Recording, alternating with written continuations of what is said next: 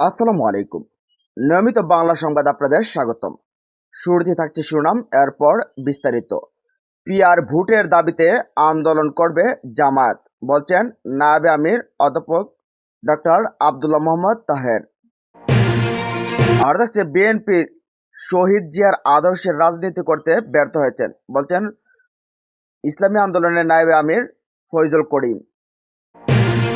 জানিয়ে দেব এনসিপি নেতা নিজামের ৫ লাখ টাকা চাঁদা চাওয়ার ভিডিও ভাইরাল। এবং সবশেষ জানিয়ে দেব নির্বাচনের তারিখ ঘোষণা হলেও এখনো শঙ্কা কাটেনি, বলছেন বিপিন নুরুল হক নূর। এতক্ষণ শুনছেন সংবাদ শিরোনাম, এবার জানুন পুরো বিস্তারিত। জাতীয় সংসদের উচ্চ কক্ষ ও নিম্ন কক্ষে আনুপাতিক বা পিআর পদ্ধতির ভোটের দাবিতে জামায়াতের আন্দোলন করবে বলে ঘোষণা দিয়েছেন দলটির নায়েবে আমির সৈয়দ আব্দুল্লাহ মোহাম্মদ তাহের। রোববার ১০ আগস্ট বিকেলে প্রধান নির্বাচন commissioner A M M Nasir উদ্দিনের সাথে বৈঠক শেষে সাংবাদিকদের একথা বলেন তিনি। সৈয়দ তাহের বলেন, সংসদে উচ্চ কক্ষে পিআর পদ্ধতিতে ভোটের ব্যাপারে আমরা একমত হয়েছি, কিন্তু আমাদের দাবি হচ্ছে পিআর হতে হবে উচ্চ কক্ষে ও নিম্ন কক্ষে। সেই ইস্যুতে আমরা আন্দোলন করব। এটার কারণ হচ্ছে ৫৪ বছরের নির্বাচনের পদ্ধতিতে আমরা দেখেছি এখানে ফেয়ার ইলেকশন কখনো নিশ্চিত করা যায়নি। পিআর পদ্ধতি হচ্ছে একটি আনুপাতিক নির্বাচন ব্যবস্থা, যে পদ্ধতিতে প্রতিটি দলের সারা দেশে পাওয়া মোট ভোটের অনুপাতে আসন বণ্টন হবে। আগামী ফেব্রুয়ারিতে জাতীয় সংসদ নির্বাচন হবে আশা প্রকাশ করে এই জামায়াত নেতা বলেন, জামায়াত ইসলামী সবসময় নির্বাচনের পক্ষে। ফেব্রুয়ারি মাসে যে নির্বাচনের তারিখ ঘোষণা করা হয়েছে সেই তারিখের ব্যাপারে জামায়াতের মৌলিক কোনো আপত্তি নেই, কারণ আমরা আগে থেকে বলছি নির্বাচন ফেব্রুয়ারি বা এপ্রিলে হতে পারে।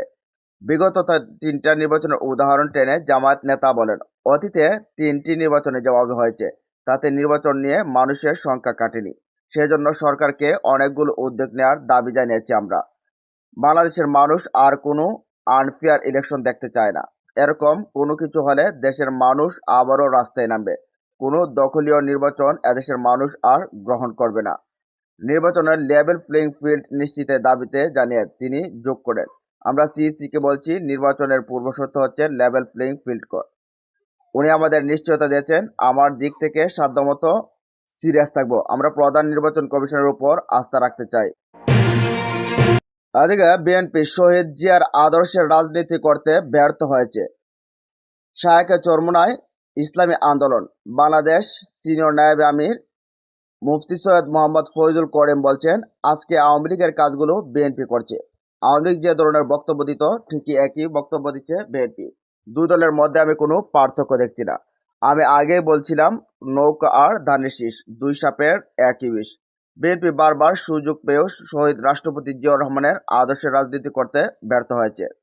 ইসলামী যুব আন্দোলনে বাংলাদেশের নবম প্রতিষ্ঠাবার্ষিকী উপলক্ষে রোববার বিকালে বরিশালের গৌরনদী পৌর কেন্দ্রীয় ঈদগাহ মাঠে অনুষ্ঠিত সমাবেশে প্রধান অতিথির বক্তব্যে তিনি একথা বলেন।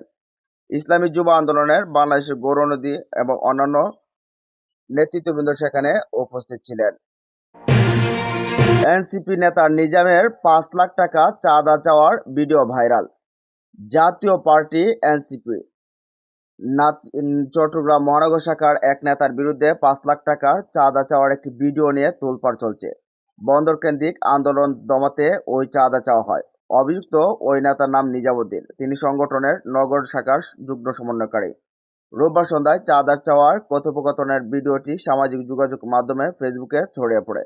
রোববার রাতে বৈষম্যবিরোধী ছাত্র আন্দোলনের চট্টগ্রাম নগর শাখার সাবেক যুগ্ম সদস্য সচিব রাহাতুল ইসলামের আইডি থেকে ভিডিওটি আপলোড করা হয়।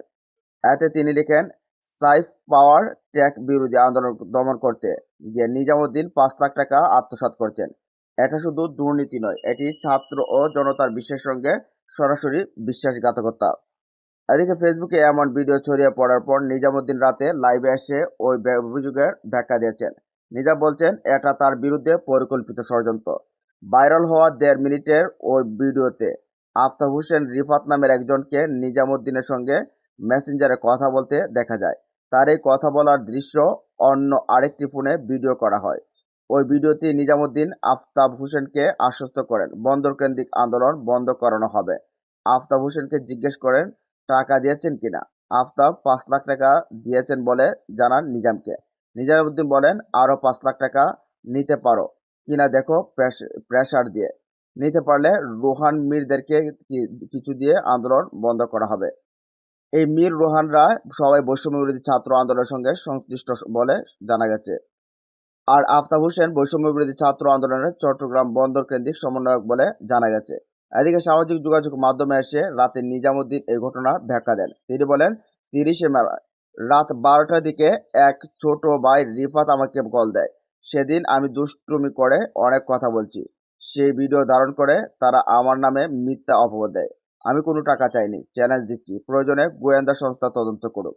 এটা আমার রাজনৈতিক ক্যারিয়ার ডাউন করার জন্য পরিকল্পনাভাবে করা হয়েছে। রিফাতকে দিয়ে জোরপূর্বক এই ভিডিও ধারণ করানো হয়েছে। আমি এর সুষ্ঠু তদন্ত চাই। নিজামুদ্দিনের বিরুদ্ধে এর আগেও ২ কোটি টাকা চাঁদা না পেয়ে এক নারীর স্বামীকে মিথ্যা মামলায় ফাঁসিয়ে দেওয়ার অভিযোগ উঠেছিল। ওই অভিযোগে ওই নারী সিএমপি কমিশনারকে লিখিত অভিযোগ দিয়েছিলেন। গত ৫ জুলাই এই অভিযোগ দেওয়ার পর বৈষম্যবিরোধী ছাত্র আন্দোলন নগর শাখার তৎকালীন সদস্য সচিব পদ স্থগিত করা হয়েছিল। পরবর্তীতে সেই পদ আবার ফিরিয়ে দেওয়া হয়। এদিকে নির্বাচনের তারিখ ঘোষণা হলেও এখনো শঙ্কা কাটেনি। দেশে আগামীতে অনেক ধরনের রাজনৈতিক সংকট তৈরি হতে পারে বলে মন্তব্য করেছেন গণ অধিকার পরিষদের সভাপতি নূর হক নূর। তিনি বলেন, সেই সংকট থেকে আগামীতে 1-11 কিংবা ফেসিবাদের পরিস্থিতির দিকে আমাদের নিয়ে যাওয়া হতে পারে। অনেকেই মনে করছেন রাজনৈতিক বোঝাপড়া হয়ে গেছে, নির্বাচনও হবে, কেউ সরকারে যাবে, অন্যরা বিরোধী দলে পরিবেশে কিন্তু স্বাভাবিক হয়ে যাবে। কিন্তু বাংলাদেশের রাজনৈতিক আকাশে মেঘের ঘনঘটা দেখা যাচ্ছে। নির্বাচনের তারিখ ঘোষণা হলেও এখনো শঙ্কা কাটেনি। রোববার ১০ আগস্ট সন্ধ্যা ৬:৩০টায় রাজশাহী বিশ্ববিদ্যালয়ের রাবি ১৮ থেকে ২৪ কোটা সংস্কার থেকে রাষ্ট্র সংস্কার শীর্ষক আলোচনা সভায় তিনি এসব কথা বলেন। নুরুল হক নূর বলেন, এরশাদ বিরোধী আন্দোলনের সময় যদি লক্ষ্য করেন, রাজনৈতিক দলগুলো ঐক্যবদ্ধ হতে পারে নাই। যখন ছাত্র সংগঠনগুলো সর্বদলীয় ছাত্র ঐক্য গঠন করেছিল, তখন রাজনৈতিক দল ঐক্যবদ্ধ হয়েছিল। ২৪-এর গণ অভ্যুত্থানেও রাজনৈতিক দলগুলো সিদ্ধান্ত নিতে পারে নাই। এখন যদি আসল কথা বলি, অনেকের সাংগঠনিক শক্তি, জনশক্তি আমার বিরুদ্ধে নানান মিথ্যাচার করবে। তিনি বলেন, বাংলাদেশের সব রাজনৈতিক দলের নেতাদের সঙ্গে কথা বলছি। তাদের জবাব যদি আপনাদের শোনায়, আপনারা তাতে এখন তাদের থুতু দেবেন। কিন্তু আমি চাই না এ কথা বলে আপনাদের নতুন করে লজ্জায় ফেলতে। আমি বলছিলাম, আপনারা ১৯শে জুলাই বিভৎসতা সম্পর্কে জানেন। সেই পরিস্থিতির পরেও যদি আমরা কিছু না করতে পারি, তাহলে আমাদের ভয় নিয়ে এদেশে বাস করতে হবে। কাজেই রাজনৈতিক দলগুলো আর বসে থাকবেন না, সিদ্ধান্ত নেন। তিনি বলেন, বরিশালের এক আঞ্চলিক বড় নেতা বলেন, তোমাদের কি খাইয়া দেয়া কোনো কাম নাই? খালি সরকার পতন খুঁজো, সব জায়গায় কোটার মধ্যেই থাকো। আমরা যে এক দফায় যাব, এটাই তিনি একমত না। এরকম আরও অনেকেই সরকার পতনের এক দফায় একমত হয়নি।